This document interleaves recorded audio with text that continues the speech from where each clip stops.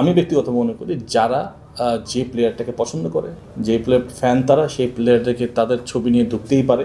এই বোর্ড নিয়ে তো অনেক ক্রিটিসিজম হচ্ছে, সবাই যে ভালো বলছে তা না, ক্রিটিসিজম হচ্ছে।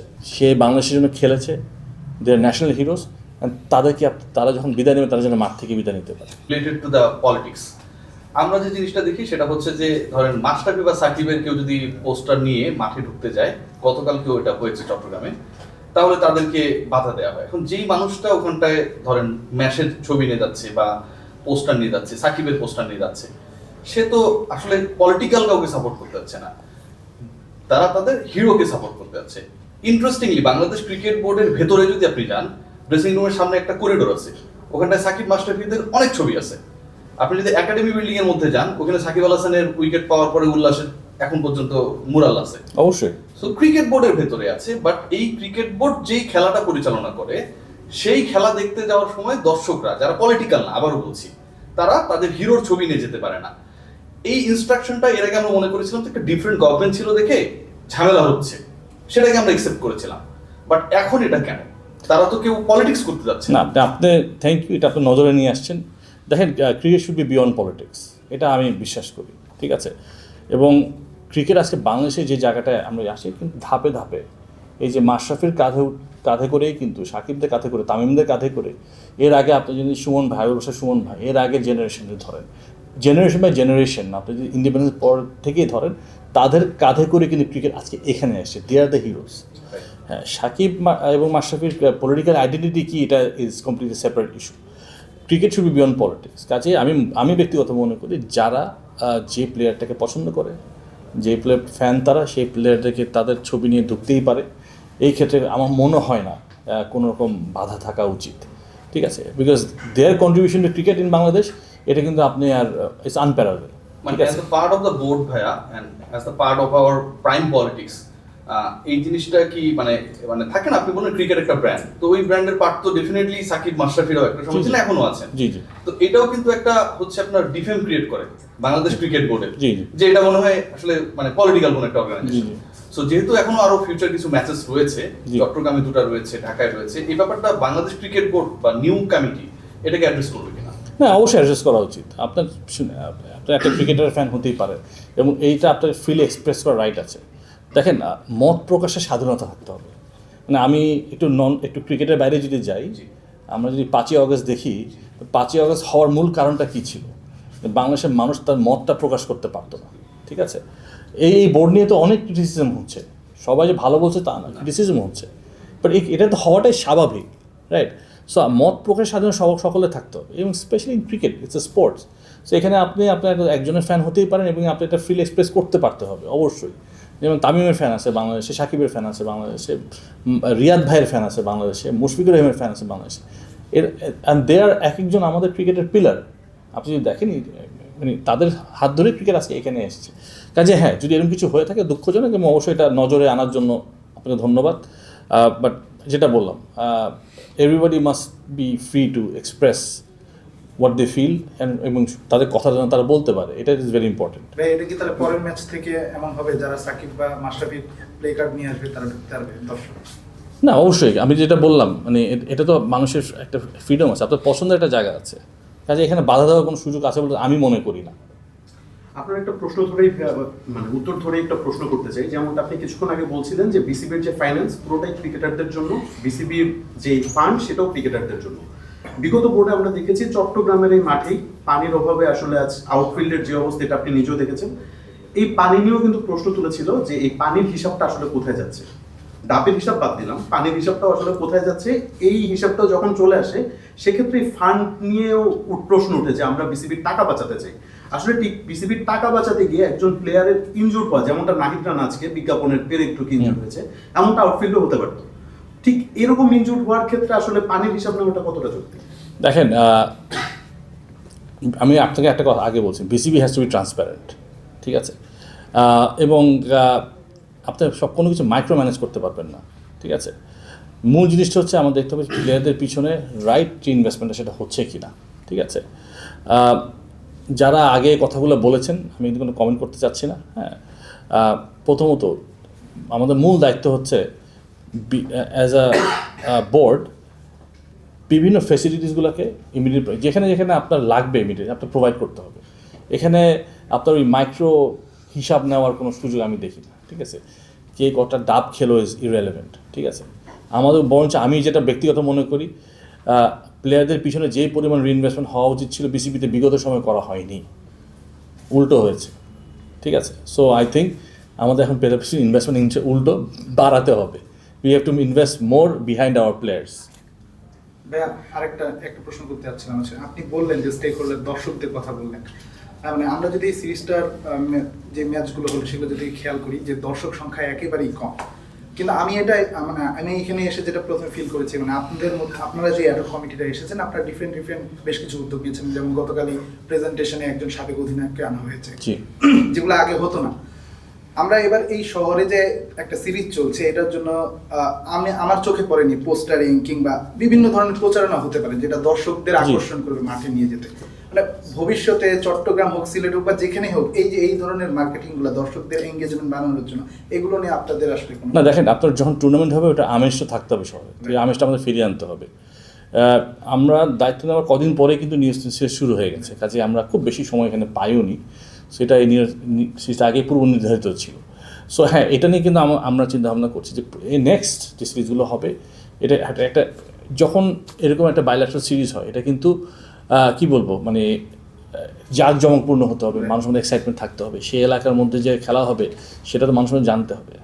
সো এই জিনিসগুলো ডেফিনেটলি আছে, আমাদের মাথায় আছে এবং আমরা চেষ্টা করবো। আগেন এটা একটা অ্যাডহক কমিটি, এটা অনেকে আমাকে অনেক কিছু বলে, আসে না এই বোর্ড নিয়ে অনেক ক্রিটিসিজম হচ্ছে, আমি বোঝাতে পারি না মানুষকে যে ভাই এটা একটা অ্যাডহক কমিটি, এটা কোনো ইলেক্টেড বোর্ড না, এটার মূল কাজটাই কিন্তু এখন একটা প্রপার ইলেকশন দেওয়া, ঠিক আছে? এটা হলো মূল কাজ। সো এটা হচ্ছে, বাট এখানে যেহেতু একটা অ্যাডহক কমিটি মাত্র 90, আমাদের আসলে বুঝতে হবে প্র্যাকটিক্যালি আমরা আসলে কী কাজগুলো করতে পারবো। যেমন আমাদের ফার্স্ট ক্লাস ক্রিকেটের যে বেতন বাড়ানোটা, এটা আমরা করতে পেরেছি, যে আমি মনে হয়েছে আমরা এটা করতে পারি, করা দরকার, জরুরি। ওয়েলফেয়ার ট্রাস্ট ফান্ডটা পুরোপুরি রূপে চালু করা, এটা নিয়ে এখন আমরা কাজ করছি। ক্যাপ্টেন্স কার্ডের ব্যাপারে আপনারা দেখেছেন, ক্যাপ্টেন্স কার্ডটা অ্যাকচুয়ালি এটা নিয়ে আমরা অনেক আগে আলাপ হচ্ছিল যে বেসিক্যালি এটা একটা ফার্স্ট স্টেপ হচ্ছে কি একটা রেকগনিশন, মানে ন্যাশনাল টিমের ক্যাপ্টেনরা টিকিটের জন্য রিকোয়েস্ট করে কল করবে অথবা লাইনে দাঁড়াবে, এটা কিন্তু ফার্স্ট স্টেপ হচ্ছে কি, এটা হতে পারে না। যেটা বললাম, মানে দে আর আওয়ার হিরোজ।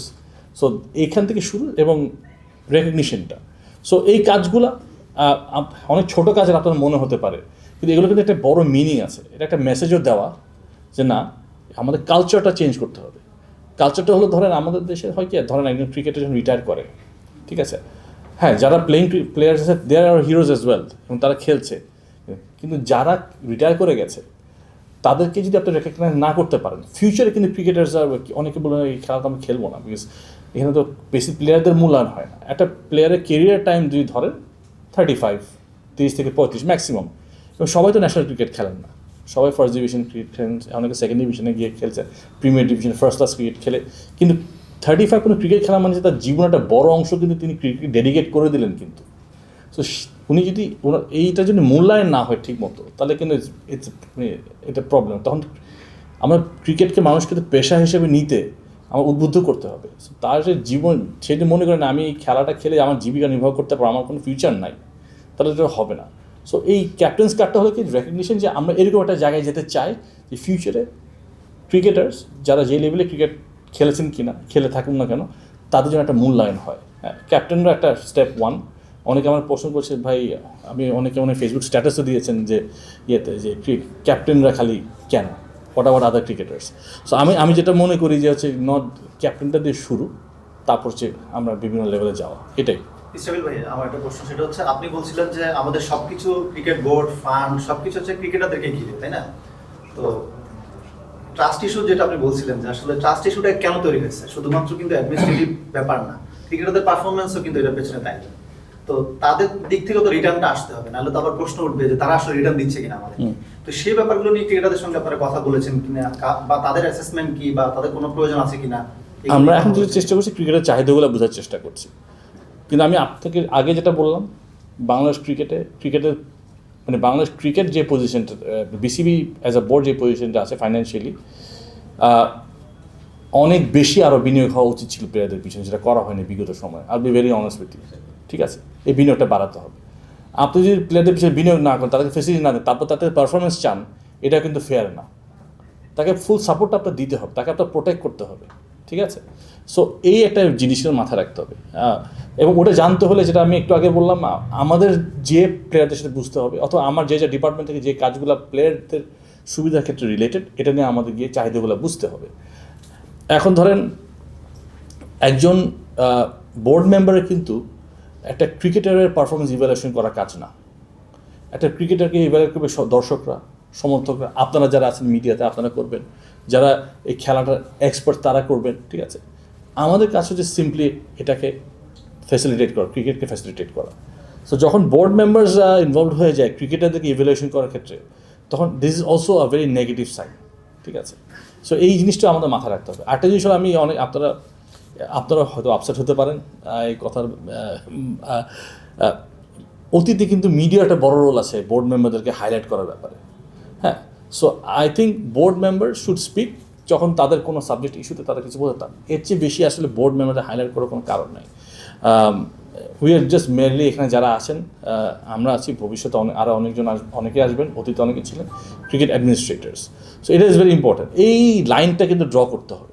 এই লাইনটা ড্র করে ফেললেই কিন্তু মোটামুটি সব কিছু ক্লিয়ার হয়ে যায়, ঠিক আছে। অন দ্যাট ভেরি পয়েন্ট, মানে আমি গত 2-3 দিনই দেখলাম যে ধরেন আজকে যেমন একটা স্পেসিফিক ইস্যু নিয়ে আমরা কথা বলছি আপনার সাথে, খুবই লজিক্যাল, এবং সেটা আমরা সবাই চাইছি যে আসলে ফিনান্সিয়াল ইস্যুগুলো জানা দরকার। বাট গত 2-3 দিনে ক্রিকেট বোর্ডের মানে সব বোর্ড মেম্বারই, আমি নাম মেনশন করে বলতে পারবো, বলার দরকার নেই হয়তো, মানে মাইক পে অনেক হয়ে গেছে। তো এটা তো আপনাদের অ্যাডহক কমিটির একটা বড় দায়িত্ব যে এটার কারণে নেগেটিভিটি তৈরি হয়, অনেকে একটা কথা বলছেন, তার কথা হয়তো আরেকজনের সাথে মিলছে না। এই ব্যাপারটাতে আপনারা কি পরবর্তী মিটিংয়ে অথবা নিজেদের মতো কোনো সিদ্ধান্ত গ্রহণ করবেন কিনা, যে এটা একটা প্রসেসের মধ্যে দিয়ে হওয়া উচিত? না, মানে অবশ্যই একজন স্পোর্টস পার্সন থাকা উচিত, হয়তো বা থাকবেনও, এবং যে জায়গা থেকে দায়িত্বশীলভাবে কথাগুলো বললে আই থিঙ্ক বেটার। যেটা আমি আপনাকে ক্লিয়ারলি বললাম, আমি যতদূর বুঝি আমার ডিপার্টমেন্টকে আমি সবচেয়ে বেশি ভালো কেমনি করতে পারি এবং ক্রিকেটের জন্য ইউজফুল করতে পারি, এটা মূল জিনিস। সো এখানে যেটা হবে কি, আমি মনে করি যেহেতু বেশি সময় পার হয়নি, বেরলি 2 সপ্তাহ হয়েছে, হয়তোবা আমরা আরও কিছু কাজ সামনে নিয়ে আসতে পারবো। আর মূল যেটা নিয়ে আমরা টার্গেট আমাদের, সেটা ভালো নির্বাচন দেওয়া। সো আশা করি খুব সহজে, খুব ভেরি সুন আমরা ইলেকশনের ব্যাপারেও আপনাদেরকে কিছু নিউজ দিতে পারবো। কিন্তু একটা কনসার্ন থেকে যায় হচ্ছে কি, ধরেন যেই ভালো কাজগুলোই হয় সেগুলো যেন কন্টিনিউটি থাকে, যদি বোর্ড চেঞ্জ হয়। সব জায়গায়, অনেক জায়গায় বোর্ড তো চেঞ্জ হবে ভবিষ্যতে, ঠিক আছে। সো কিছু ফ্রেমওয়ার্ক যদি, বেসিক ফ্রেমওয়ার্ক যদি রেডি করা থাকে, যেটা প্রত্যেকটা বোর্ডই কিন্তু কাজটা এগিয়ে নিয়ে যায়, তাহলে কিন্তু অনেক দূর যাওয়া যাবে। হ্যাঁ, এই সংস্কৃতি কিন্তু একসময় ছিল, কিন্তু অনেক আগে ক্রিকেট বোর্ডে। মাঝখানে আমি দেখেছি যে এই জিনিসগুলো, মানে একটা বোর্ড যাওয়ার পরে একটা নতুন বোর্ড আসলে আগের বোর্ডের সব কিছুকে ডিসকার্ড করার যে মেন্টালিটি, দিস ইজ অ্যাবসলিউটলি রং। যদি ভালো কিছু থাকে, মাস্ট বি কন্টিনিউড, এইটাই। হ্যাঁ, বলছিলেন যে cricket must be beyond politics, Shakib আর মাশরাফির ব্যাপারে। সাকিব দেশে আসতে পারছে না, মাশরাফি দেশেই আছে, বের হতে পারছে না, ক্রিকেটের সাথে কোনো সম্পৃক্ত না। আপনারা নতুন বোর্ড, তারপরেও কি তাদের নিয়ে কোনো রকম আলোচনা হয়েছে? এবং আপনার ক্যাপ্টেন্স কার যে প্রোগ্রাম ছিল, খুব সুন্দর একটা প্রোগ্রাম, সেখানেও ক্যাপ্টেন তারা ছিলেন, তারা আসতে পারলেন না। মানে আপনাদের কোনো রকম ফেরানোর ব্যাপারে বা ক্রিকেটের সাথে ইনভলভ করার ব্যাপারে কোনো রকম কথাবার্তা হয়েছে কিনা? এখন পর্যন্ত সেরকম কোনো আলাপ আলোচনা হয়নি, একটু বিয়না, যেটা বললাম, আমরা মাত্র 2 সপ্তাহ হয়েছে। আমরা বেসিক্যালি এখন মূল যেটা কাজ, প্রায়োরিটিস হচ্ছে আমরা এই সময়ের মধ্যে ইলেকশনটাকে কেমনি সুন্দর করে করতে পারি, এটা গ্র্যাজুয়ালি ওদিকে আগানো। আর একটা হলো কি, এই যে কিছু কোয়ালিটেটিভ কাজ কিছু করতে পারি নাকি, জাস্ট যেটার মাধ্যমে অ্যাটলিস্ট প্লেয়ারদের মধ্যে একটা কনফিডেন্স থাকে যে না, বোর্ডটা আমাদের জন্য। হ্যাঁ, বিকজ প্লেয়াররা যদি মনে করে বোর্ডটা আমাদের জন্য না, তাহলে কিন্তু বিকামস ভেরি ডিফিকাল্ট। সো এইটা হলো মূল জিনিস। তো আমাদের ওই জায়গাটাতে যাওয়া হচ্ছে মূল। লাস্ট বোর্ডের দেখছি আমরা যে হচ্ছে মিটিংয়েও এজেন্ডা ছিল সাকিব আল হাসান, তারা এভাবে বলছেন। তো আপনারা যেহেতু অ্যাডহক কমিটি, এটা আপনাদের জন্য প্র্যাকটিক্যাল কিনা টু ব্রিঙ্গিং ব্যাক? আর যেটা হচ্ছে যে আপনি একটা বলছিলেন যে একটা ক্রিকেটারের স্প্যান হয়, ক্যারিয়ার স্প্যান হয় 35-36, এবং সাকিব ইজ পাসিং দ্যাট। তো এটা আপনাদের একটা প্র্যাকটিক্যাল কোনো ধারণার মধ্যে আছে কিনা, আর এটা আপনারা দ্রুত করতে চান কিনা, যদি আসলে এজেন্ডায় থেকে থাকে?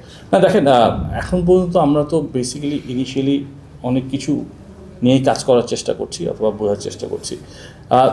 এটা বেসিক্যালি সময় বলে দিবে, to be honest. At this point হ্যাঁ, এটা নিয়ে এমন কোনো আলোচনা এখন হয়নি, টু বি অনেস্ট। তবে আমরা যেটা দেখেছি, আমরা রুবেল হোসেন উনি মাত্র ক্রিকেট থেকে বিদায় নিলেন, আমরা কিন্তু তাকে মাঠ থেকেই তার সংবর্ধনা দিয়েছি। কিন্তু এই কালচারটা চালু হতে হবে ফিউচারে ফর অল ক্রিকেটার্স।